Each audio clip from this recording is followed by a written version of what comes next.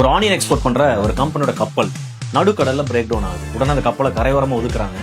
அந்த ஊர்ல இருந்த மக்கள் எல்லாரும் அந்த கப்பலை வந்து பார்த்துட்டு அதுல இருக்கிற ஆனியன் எடுத்து டேஸ்ட் பண்ணி எங்களுக்கு இந்த ஆனியனை கொடுக்க முடியுமா அப்படின்னு சொல்லி கேட்கறாங்க. உடனே அந்த கேப்டன் சொல்றாரு, உங்க ஊர்ல எந்த பொருள் ரொம்ப விலை மதிப்பான பொருளோ அந்த பொருளை கொண்டு வந்து கொடுத்துட்டு இந்த ஆனியனை வாங்கிக்கோங்க அப்படின்னு சொல்லி சொல்றாங்க. உடனே அந்த மக்கள் ஊருக்கு போய் ஊர்ல இருக்கிற எல்லா தங்கங்களையும் கலெக்ட் பண்ணி கொண்டு வந்து கொடுத்துட்டு அந்த ஆனியனை வாங்கிட்டு போயிட்டாங்க.